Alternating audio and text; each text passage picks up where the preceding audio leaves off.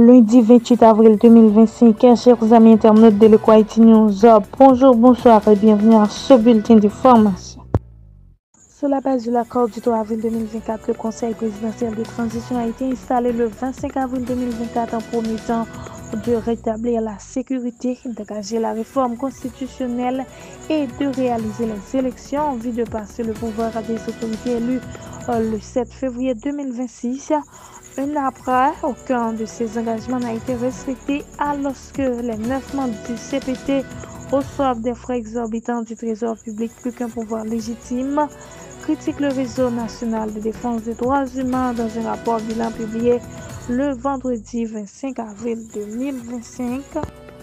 La Caisse d'assistance sociale assure la poursuite de ses activités après l'incendie survenu à son siège principal à Port-au-Prince le 25 avril 2025. Malgré les dommages subis, l'institution annonce que ses équipes restent mobilisées pour continuer à fournir ses services aux bénéficiaires. La CAS a fermement condamné cette attaque qu'elle considère comme une attaque contre sa mission fondamentale de soutien aux populations vulnérables. Selon le communiqué, cet événement dépasse le simple cadre matériel et représente une atteinte au principe de solidarité et de respect des droits humains que défend l'institution.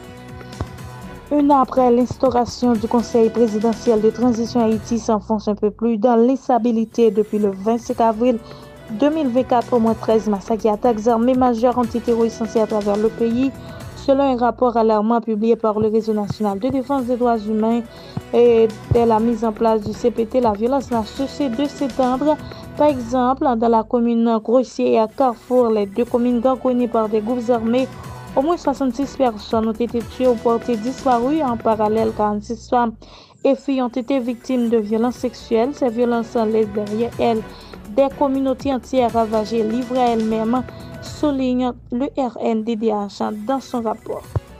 Face aux nombreuses critiques dénonçant l'absence de résultats visibles du Conseil présidentiel de transition, Smith Augustin, membre du CPT, est monté au créneau pour défendre l'institution. Dans une déclaration publique le 26 avril, il a tenu à rappeler l'engagement du Conseil à respecter l'esprit de l'accord du 3 avril 2024 malgré de nombreux obstacles rencontrés.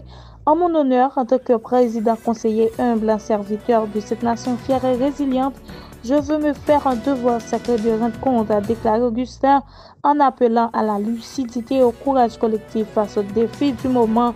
Selon lui, les attaques et les calomnies à l'encontre du CPT participent d'une vieille habitude politique en Haïti où le mensonge devient souvent le refuge préféré de ceux qui refusent le dialogue honnête. Le directeur général de la police nationale d'Haïti, M. Ramon Normil, accompagné de plusieurs membres du haut commandement de la PNH, a reçu la visite du conseiller président, son Excellence Leslie Voltaire, le samedi 26 avril 2025 à la direction générale de la PNH située à Claircine, commune de Tabar. À l'issue de cette rencontre, des points stratégiques ont été abordés, notamment l'intensification de la lutte contre l'insécurité à laquelle fait face le pays. Chers amis internautes, ce sont ces points et tant d'autres qui dominent l'actualité. Rendez-vous pour un prochain bulletin. Merci de l'avoir suivi.